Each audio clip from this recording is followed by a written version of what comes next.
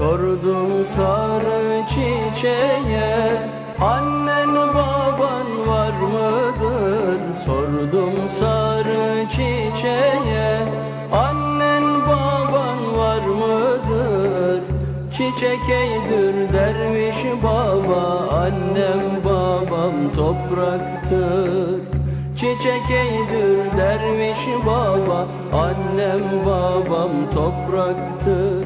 Hak la ilahe illallah, Allah la ilahe illallah. Hak la ilahe illallah, Allah la ilahe illallah. Sordum sarı çiçeğe, evlat kardeş var mıdır? Sordum sarı çiçeğe, evlat kardeş var mıdır? Çiçek eydür derviş baba, evlat kardeş yapraktır. Çiçek eydür derviş baba, evlat kardeş yapraktır. Hak la ilahe illallah, Allah la ilahe illallah.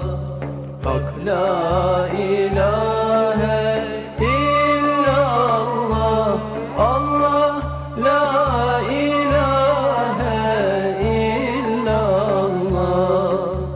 Sordum sarı çiçeğe, sizde ölüm var mıdır? Sordum sarı çiçeğe, sizde ölüm var mıdır?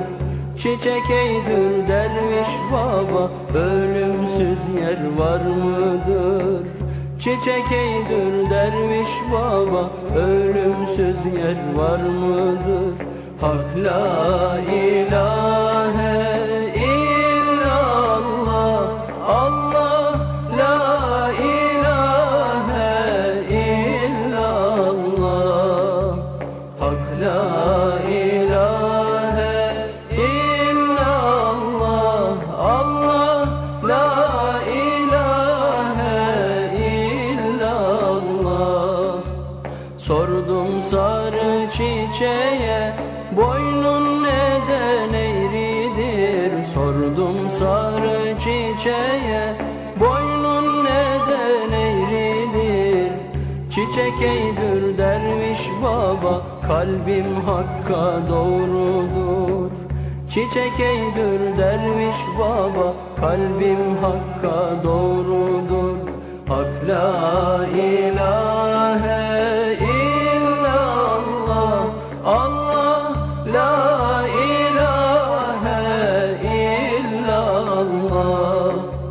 Hak la ilahe illallah, Allah la ilahe illallah. Sordum sarı çiçeğe, sen beni bilir misin? Sordum sarı çiçeğe, sen beni bilir misin? Çiçek eydür derviş baba, sen Yunus değil misin? Çiçek eydür derviş baba, sen Yunus değil misin? Hak la ilahe illallah, Allah la ilahe illallah.